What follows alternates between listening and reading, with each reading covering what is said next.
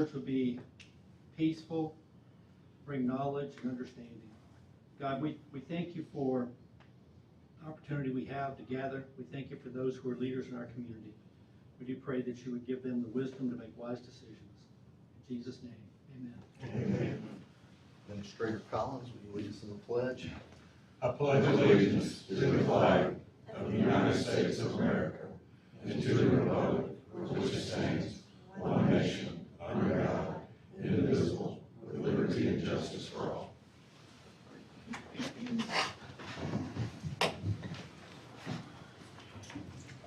We'll start with, I need a motion to amend the agenda. Second. Okay, do I need to read this into the? So that's an order acknowledging that publication of fiscal year tax levies budget on the Gazebo Gazette website in addition to newspaper publication is sufficient public notice for general county circulation in accordance with the state statute. So I have a motion second. Any discussion? All in favor? Aye. Aye. All right, and Rebecca's with us on speakerphone.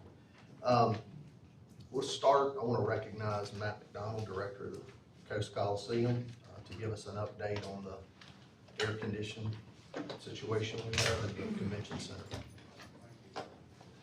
Gentlemen, I was here a couple of weeks ago concerning a grave situation that we're in dealing with coastal Mississippi and the fact that they no longer are being able to utilize their office space because of problems with the HVAC system that's overhead of their offices. As I pointed out to y'all, they're operating with 32 individual air conditioning units that are placed in each different office above the ceiling. The problem started with leaking or evaporation coming from AC lines that go to each one of those units. So because of the fact that they were forced to shut down their offices and work from home or try to find other office space, and in this case it looks like it's going to be for an extended period of time, we went out to get every possible option that we could figure out, from replacing the insulation on the refrigerant lines, and that came in at a cost of $217,000. That's merely a Band-Aid. This equipment is 16 years old. It's outdated. The error codes that technicians work from to solve mechanical problems on this equipment, some of the codes no longer exist. The second option was to replace the equipment in total with the exact equipment, but only newer technology. That quote came in at $592,000. And then the last option was to get away from these individual mini split units and go with the central package that was never installed when the offices were outfitted 16 years ago. That amount came in at $832,000. The $200,000 fix will certainly get the problem. We'll be able to control the problem for the 200. Is it the best option? No, because we'll be back. We're going to continue to throw a lot of money at an old, antiquated system. Going back with the exact type of equipment we have will certainly work, but we know down the road that we're going to have similar issues again. So that's why our board would like to go with the amount of the $832,000. The only problem is, based on the amount of rent that we charge coastal Mississippi, all of y'all will be long gone before we ever pay that debt back. So we're going to do the best that we can, any help that we can get from y'all, because of the fact that we are trying to accommodate another county entity. We certainly would appreciate, but it's certainly not in our budget. It's not anything that we had planned on. And we're now in a bad spot because we've inconvenienced another county entity, and they don't have anywhere to go at this point that I'm aware of. Are they still there? Where they at? Where are they? They're working from home. Oh, from home? Yes, sir. They shut down. When I came to see y'all 2 weeks ago, they had shut down that Friday before, so they've been out of the offices for 2 weeks. Imagine that being a lot of water, that's apparently been happening for a while, dripping. Well, it's just dripped into the ceiling tiles, and so whenever the ceiling tiles would get discolored, we would replace them. We would always go up and replace the ceiling tiles, but now they're complaining that ceiling tiles may be a problem. Well, in every one of these quotes, we're replacing all of the ceiling tiles. That's not even an issue. It's just the question is, how much money do we want to keep throwing at an old system? Don't want to be pound, what they say, penny wise and pound foolish. Throwing good money after bad. Yeah, I mean, if you just insulate that, you got 16-year-old mini split units, and the life on those things, I know, like, just in a studio apartment or something, really aren't that long, and using it every day like that, I mean, I just think that's basically throwing $200,000 away. Well, and the fact that you've got, how many employees do they have, 20? 18? Okay, you've got people that have different personal needs, so you have some units set higher, some set lower. It's not a central unit where you set it on 72 and call it a day. I mean, you got people that might have their units at 75, some at 68, so we have a lot of different variations based on the demographics of who's occupying the house. So in that space with that $800,000 quote, how many individual units is that? I think it's just one central unit, and we duct to every office. Okay, so We go to a traditional so type it would of just be AC. one unit, and so they would just have one thermostat then? Right. Okay. It's rooftop package units and an air handler unit, central. Who would control that thermostat? Pardon me? Who control that thermostat, one thermostat? That would be Judy, Keep everything the balanced. boss. I mean, they miss being where they are. Judy told me that a lot of her people aren't happy having to work from home. I get it, but they're trying to find some office spaces, but they're competing with DMR, they're competing with, Gaming Commission, they're competing with, the Department of Revenue, all the people that had offices in the Bolton building, they're out of luck. There is no space. I mean, the one space that sort of was available was the Tulane building, and when they got in there, they Mold. found that was infested with mold as well. Well, So- and now we are keeping that system running where we don't have a mold problem. However, in these bids, there is remediation, included in all of these bids. The least amount of time will be the Band-Aid, the 200,000, that's at least 90 days from the time we activate, 90 days. To do the replacement and stay with mini splits is 6 months, and to do the traditional is 7 months. So on the $800,000 deal, and I got the paper, what is the payment schedule on that as far as, does that all have to be paid up front? Is that? No, I wouldn't imagine, I would imagine that they would want a portion as they completed certain things and as equipment came in. We're at the mercy of the manufacturer too, as to how fast they can manufacture the equipment. We got into a situation where we're getting boilers, 2 new boilers that run the arena and the older convention center. Those boilers were supposed to be installed starting next month. Well, the boilers will be ready, but the control parts won't until January. So we've been delayed 3 more months to get that equipment installed. So, I mean, it's what we're dealing with an older facility and without any kind of reoccurring funding sources that most facilities operate under. I don't know if it makes a difference, but you just called out quotes, these aren't actual bids. No, these were quotes because we wanted to go and expedite this as fast as we could, understanding that we've got coastal Mississippi inconvenience. But what I'm saying is, if you actually go out for bids, would you expect those to be a little lower, those costs?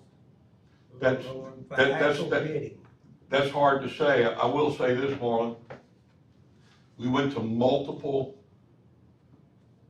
electrical companies and engineering companies to find out the best person that we could contact that would understand what we're trying to do. So you're confident that those Yes. amounts would probably be close to bid. I would think so, and also Jimmy Weaver was able to locate the guy that designed and put the initial package in the building.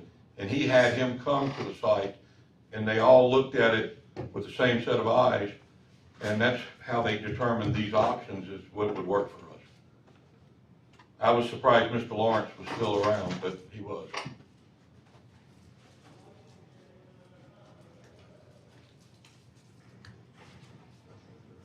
I guess the only question I had, you said your board has made that decision. Has your Well- board made a decision on how much they're willing to put towards this? They made the decision that that was the best option. Correct, but did they, in those options, did they make a decision on how much they're willing to put towards it? No, sir, but we wanted to come to visit with y'all first. Okay. But I did point out to them that I thought that there was going to be some type of participation if we went to that level. Okay. It's the only question I had. Really can't, it's not on the I guess agenda, we can't make any. Right now, would make a decision, just take it, discuss it. Yeah, we'll discuss it. Yeah. Can you, from Mr. Weaver, can you get us a deal of a payment schedule? What, if he were to do the job, what he Sure. would be expecting? That would be fairly easy to get. Okay. And I apologize for not having it. Oh, no, They that's fine. just they did indicate that they would like to get some payment as the progress proceeded. Okay. If we can just get that, we'll look at it and we'll discuss it in our next meeting. All right, I do thank y'all, and I want y'all to understand that while we have a lot of issues with an older building, this one now has moved up the ladder to number one, because I've got 18 people that we have inconvenienced. Thank you. Thank you. Thank you.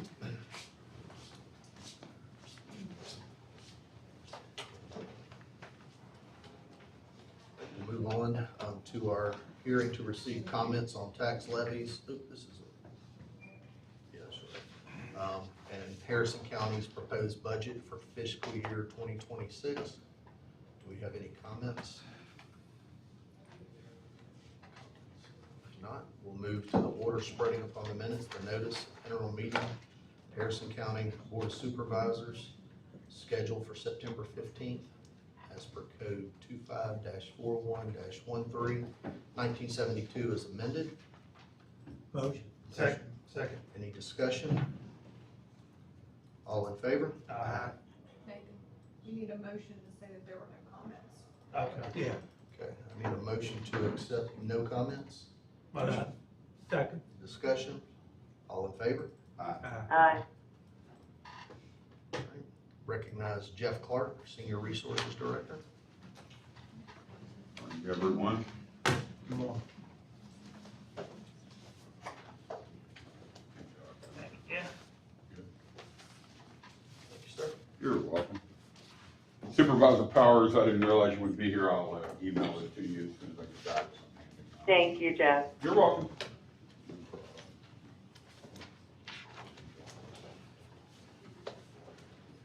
All right, so Mr. Collins asked me to come by and talk about transportation. Always glad to do that.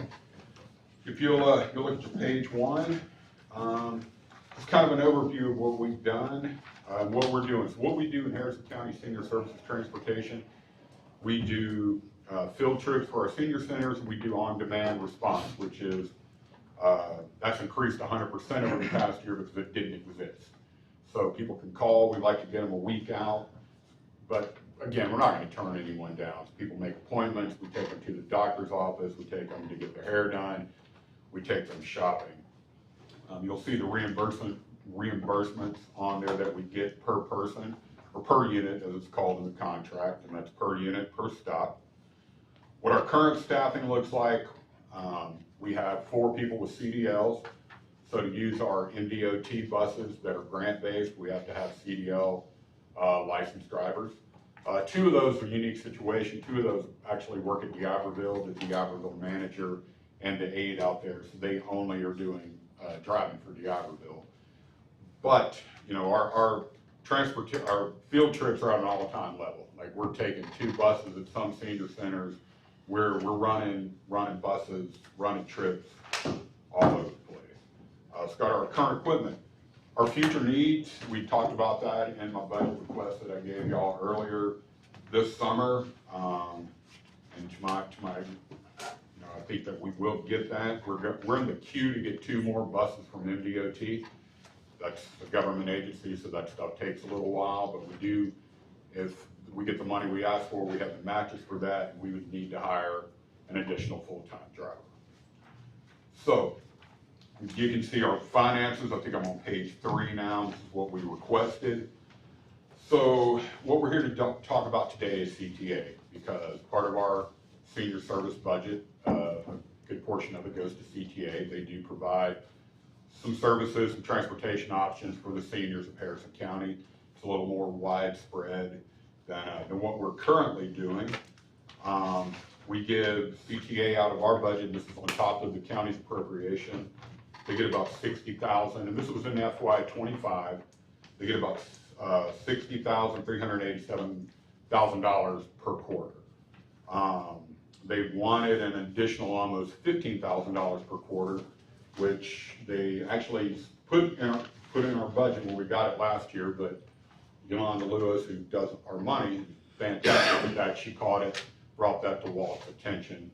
So there was a lot of back and forth, that we need to, and when they say we, as I kept telling them, the board makes these decisions. I just manage this department. I'm not in control of money.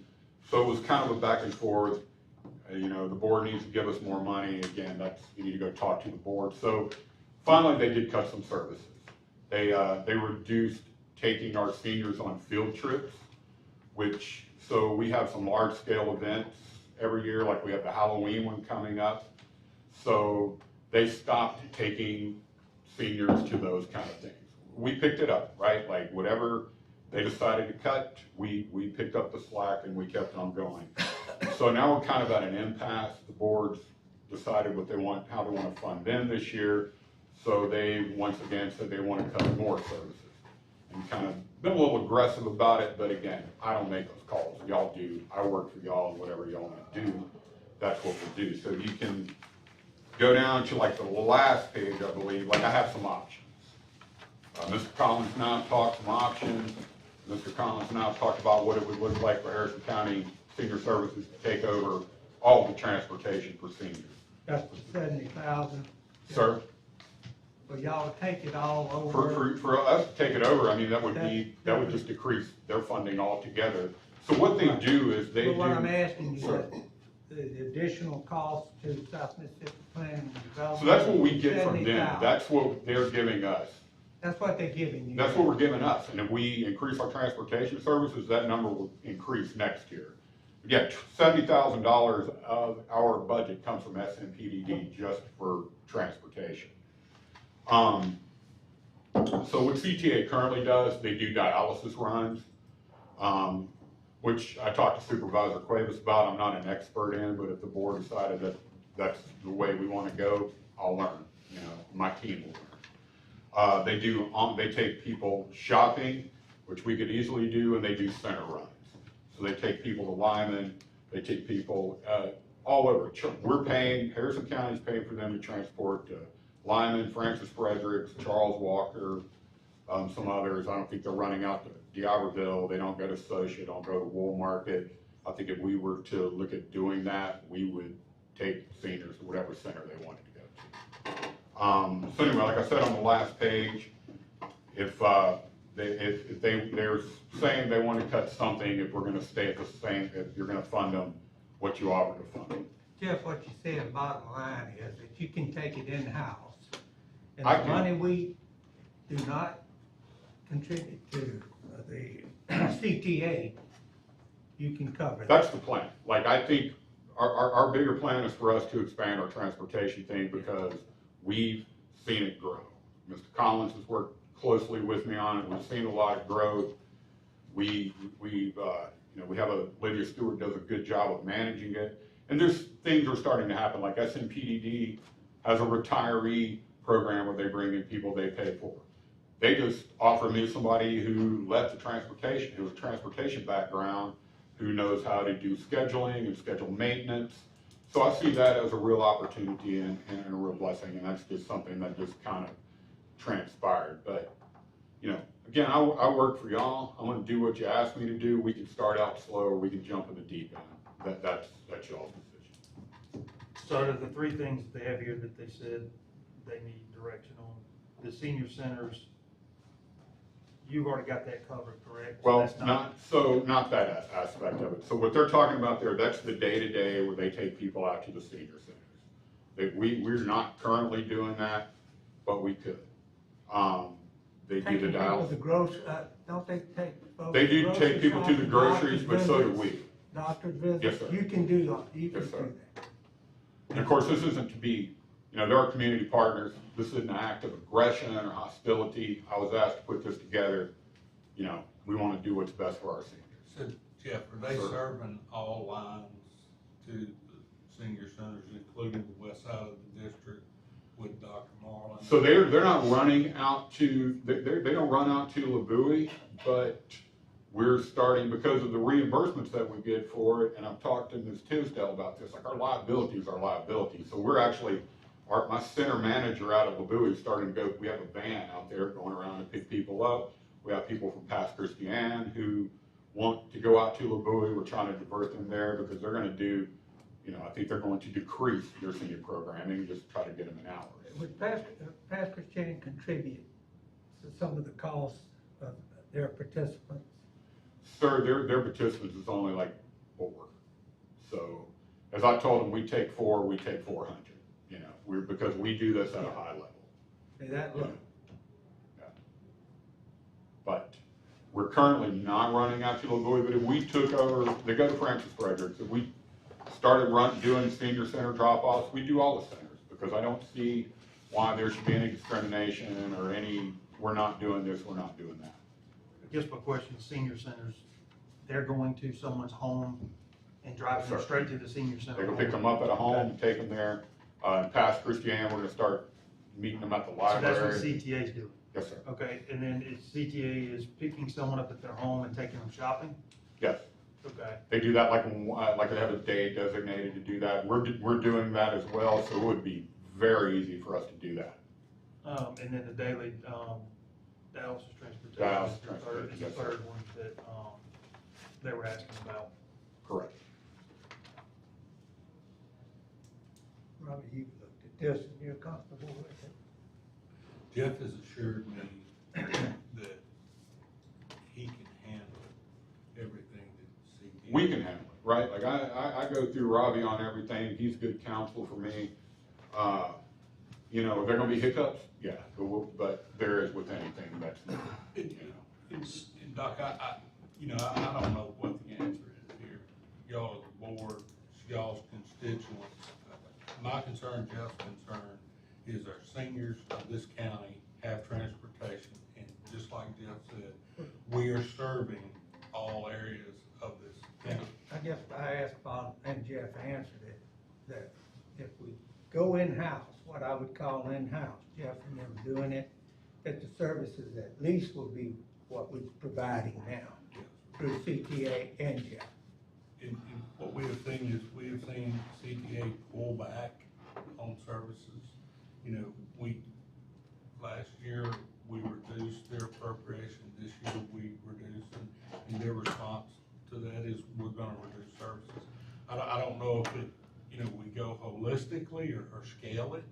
I've heard we scale it over the next couple of years, have a plan, but I am assured that Jeff has always done an excellent job with senior transportation, and, we can handle it. I just wanna make sure our seniors. if we were like I had like a say in this, you asked me like, what do you wanna do? I would let them have dialysis. Well, I'm just trying to figure out, I don't think it should be just scorch the earth as much Right. as we make a plan for this year, and then that plan also lets them know that this is coming in-house, so that they're budgeting. Here we are, they're trying to finish their budget, we're Right. gonna jerk money out from underneath them if that's the case, that I think is being a good partner. We make a plan to take whatever it is in here that we want to bring back in-house, and then let them know that, how that's gonna impact them for 2027. Correct, and if we're gonna do one thing, like they asked on that sheet, like you pick one, I would take the on-demand services. We could start that meeting, and that's with the staffing that we have and the staffing that I requested in my FY '26. So, you'll see it all on there. So we go, If we pick up senior center runs, everything but dialysis, then I'm gonna have to get another bus and another driver. If we go all in, that's 2 bus drivers, two additional buses. You know, but that would reduce that funding. So the senior shoppers is what you're saying, that you can take over now, but we can just remove We can that do from one of one. the 3 options for right Yes. now. But So I'll just do for- whatever y'all want. Just for clarification, this has nothing to do with anything with CTA outside of our senior services, correct? No. Absolutely. And so the funding for the regular transportation, we're fully funding that Yes. regardless of what decision we make here. This is strictly for people 60 and over. Okay. Yeah, there are 3 parts to the CPA funding. One is the comfort stations on the beach, which we have to do. That's about 69,700. Then your general public transportation, and I'm pulling these numbers just out of my head, but I think that's about 300. Yeah. And then senior services is the third leg. And what's that total cost on that? About 550, 553, I think. That's all in with all 3. And what do we have that, they're requesting 553, or that's how much we're funding in the current? That's what we funded last year. What are they asking for on that? It's about 50,000 more, and that's what we pulled back during this year at budget season. Last year was 43, this year we pulled back 50,000. So they're asking for 50,000 more than what we're funding total. Correct. And that 50,000 is attached to our senior services. Correct, yes. Okay, so if we were to stay at where we're at right now with the funding, what would they be dialing back? Did they tell us that? That would be a Jeff question, so Jeff. No, they just asked us they asked us where they want it. They put that on us to figure out where we're gonna put the Right. money. In this No, area. so if we cut 50,000 from what they're asking us to Yeah. decide what we want to cut back? Yeah, they decide that. That's what they're asking in this email. And so we take senior shoppers away from them and tell them to distribute the remaining funds between senior centers and dialysis at this point, right? I mean, Whatever y'all need to do, so, you know, we're ready to go. You know, transportation was quite an issue with me when I started out. Robbie Collins and I had a lot of spirited discussions about it. And y'all, let me tell you, it is not an easy task managing, because, well, if you have one little hiccup, they escalate quickly. They escalate to y'all, they escalate to me. Jeff has, again, gone over and beyond accommodating the seniors of Harrison County. And what we're gonna He does it do, well. regardless of how we go, is we'll mimic everything. We're gonna be in compliance with MDOT. So we have to be in compliance with them for our grant-based stuff anyway, but they're moving thousands of people, thousands of seniors in Jackson. So you know, as much as I don't like going to conferences and stuff like that, well, guess what? I'm about to start going to transportation conferences and being part of that conversation. And, you know, learning more about how MDOT does it, so we can do it at an even higher level.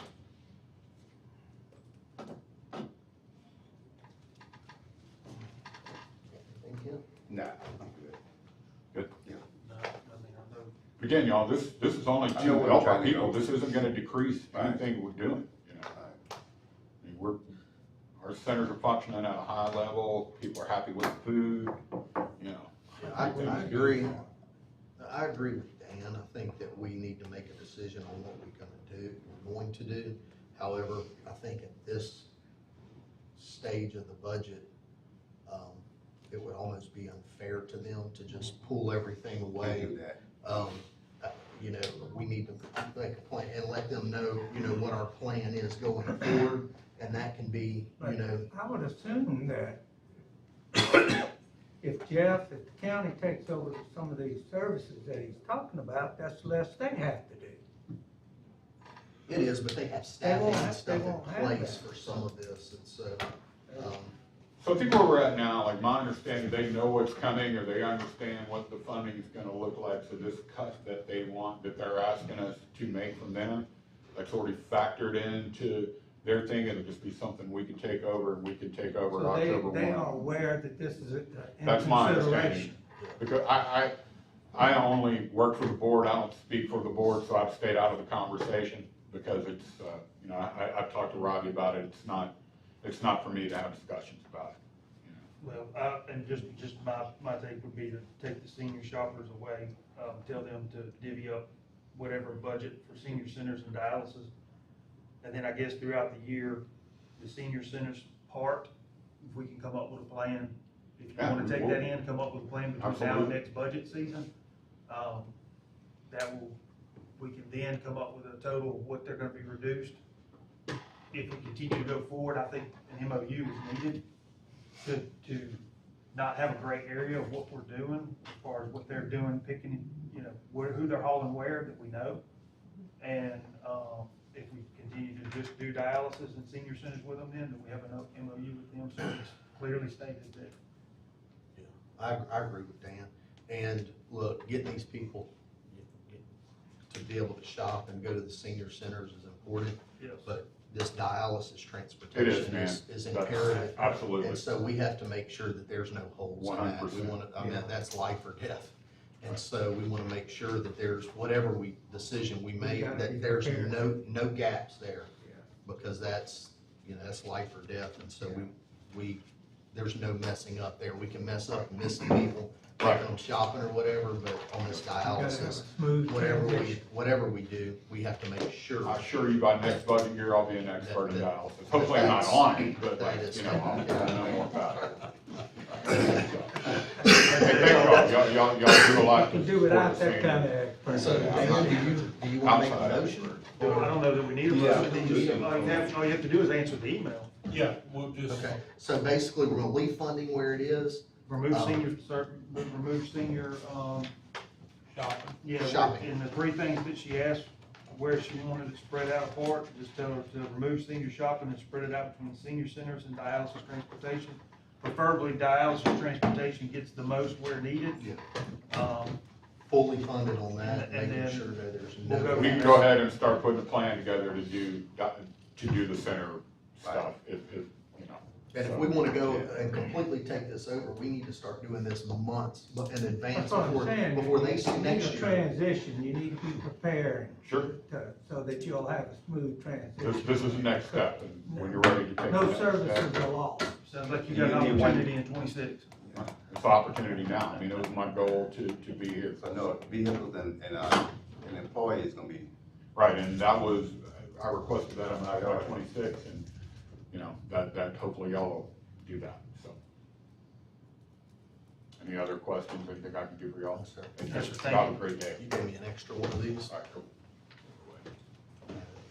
Yeah, you can have this folder back. go ahead. Thanks, My man. paper, so. You need some. Thank you. Thanks, John. I'm not good at counting. All right. I'd like to recognize Valerie Underwood. Here's some kind of report.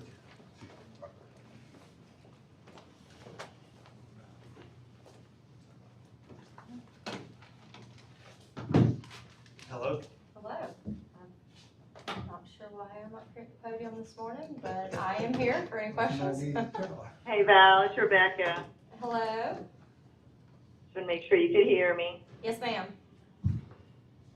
So, So, okay, go ahead, Rebecca. yeah, I'm sorry. So Val, I want a few questions about youth detention center specifically. How many beds do we have there? Our contract with the county, between county and MSP, is that they can house 20. 20 is the max capacity per the contract. Okay. And what is the policy if y'all get a call late at night that a juvenile has been arrested? What is the policy of acceptance? Like, how does the process go? So the court has 3 designees appointed to authorize custody of a delinquent into detention. And those phone calls go to an on-call number that law enforcement has across the county. And so the designees, discretion at that call if they have enough to put that child in detention. And those 3 people, those are staff members within youth court? Yes, ma'am. And you said on call, so they kind of rotate. We have, our delinquent intake officer is primarily on call. If they do not respond, I am backup. And then if I do not respond, then Judge Dickinson would be the 3rd phone call in line. Okay. And if we have beds, do we ever turn anyone away for any reason, like mental health or alcohol, kind of like we have with our mental health issues? Is there any reason to ever turn an incarcerated child away? It is based on statute and what we're authorized by statute to detain for, as well as if they are a danger to themselves and others. So if a deputy arrests someone, let's say for robbery, and they call y'all, if we have beds, they will always be accepted, correct? I can't make a statement that is specifically for one charge, whether that child will be brought in. That's the conversation going back and forth between the intake and the law enforcement officer. I cannot, it's case by case, so I can't sit here today and tell you that every single phone call we get on a certain charge, that minor will go into detention. So it's really to y'all's individual discretion. It's based on the statute and whether we believe, based on the report we're getting at the time of the phone call, if that child is a danger to themselves and others. Okay, so if a deputy calls and says we've arrested someone going through vehicles, we've arrested them, we want to bring them to you, are they given a valid reason if they're ever declined? I'm not on every single phone call. We don't record these phone calls, so I can't tell you those conversations and every word that's exchanged between the officer and the on-call individual. So, Sheriff, I'd like to ask you, if you have a deputy that arrests someone, do they immediately get booked until a judge can see them in the morning, or do y'all just send them back home? Or what is the process? I'm trying to understand. Typically, if it's a felony charge, our deputies will call youth detention, and they make that determination that night. If it's a domestic situation or a felony charge, youth detention is notified. And we talked about this instance where the child broke into several vehicles, and I spoke with Judge Dickinson briefly about it. He was not aware of this when I spoke to him, and he looked back and basically doesn't know why they were turned away, but assured me that if it happened again, to contact him directly. I told him that it was my feeling if we arrested somebody on a felony charge, they needed to go to youth detention, and I still feel that way today. And I agree. I think that's common sense, and thank you for mentioning that to him. I didn't know you were going to talk to him about it, but that's why I feel so uncomfortable about all this. You know, the deputy was told, oh, we're full, sorry, you know, we don't have any beds. And we confirmed that there were only 10 children there that night on, August 28th, I believe. So you're saying that from now on, deputies know they can call Judge Dickinson directly, that they were not, with a felony charge, the child will not be just sent back home. Yeah, if there's a problem with it, they know that he can be called. Yes. So did you talk to him about the employee, Monica Outlaw, who gave that information? And is the staff going to be made aware that we don't just send felonies home? I did. He actually got back with me and said that he researched, I guess, the call log of what time it came in and who took the call and whatnot. Yeah. And I'm not sure about the conversation between him and her.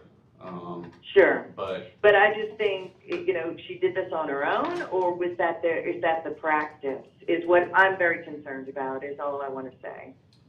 Well, I'll say that I think we both agreed that it shouldn't have happened the way that it happened. Okay, thank you. I appreciate it. I just want to add too that it's not uncommon for situations to unfold with law enforcement. We get on the phone and conversations take place, and then we get a report that has different information, and because when we hang up the phone, more things happen, and so it is relying on human beings we are not flawless, and so things do fall through at times, and so I think that I've spoken with the Sheriff's Department before about if there is a situation they feel strongly about, that the call with the intake or the designee does not accept that child into custody, they have my direct cell phone number. And I have made that very clear to the sheriff's department specifically, that they are absolutely able to call me. I'm 24/7 on call every day of the year, so. And I think, given the time, they just, maybe they should have taken it a step further. I'm not sure. We could armchair quarterback this all day long. My concern, which is why I reached out to the judge, is, you arrest a juvenile for breaking into 4, 5, 6 cars and just release them back to their parent. There's gotta be some consequences and repercussions for what you do. And we release him and he goes back out and breaks into 4 or 5 more cars. I mean, what have we done to solve the problem? So.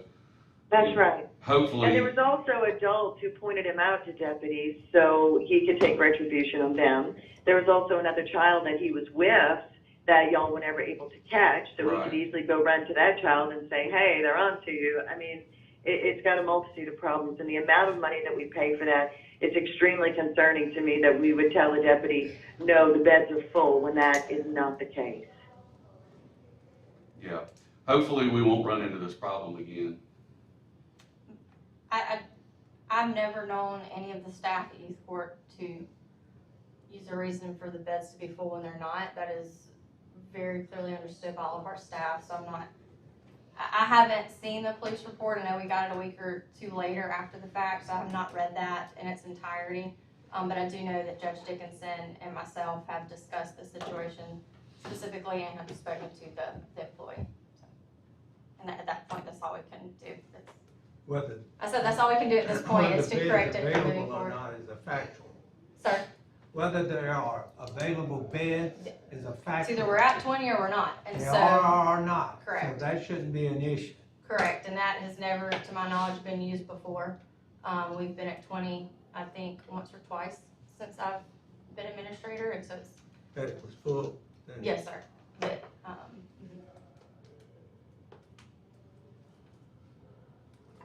Any other questions? No, I'm good, thank you. Thank you. Moving on to item number 3, need a motion for an order approving the final recapitulation of the 2025 real and personal property assessment rolls in the 1st and 2nd judicial districts of Harrison County and authorizing the board members to execute the same. So moved. A motion and a second. Any There's a little discussion? discussion, you notice they were in the billions. Those assessed value. No more discussion, I just want to mention that. Just throw that out there, Doc. Just throw that out there a little bit. All right. If there's no further discussion, all in favor? All opposed? Aye. Motion carries 5-0. Number 4, order adopting Harrison County's budget and tax levies for fiscal year 2025, 2026. Motion. Second. Discussion. All in favor? Aye. Motion carries. And then we have an order acknowledging that this was just added, yeah. Order acknowledging the publication of fiscal year 2026 tax levies and budget on the gazebogazette.com website. In addition to newspaper publication is sufficient public notice for general county circulation in accordance with state statute. So moved. We have a motion. Second? Second, anyone? Second. Discussion. All in favor? Aye. Motion carries. And I need a motion to recess in the 1st Judicial District until September 22nd. Motion. Second. All right, any discussion? All in favor? Aye. Motion carries. Thank you, Rebecca. Thank y'all. You have a good day. You too. Should be on the top, President.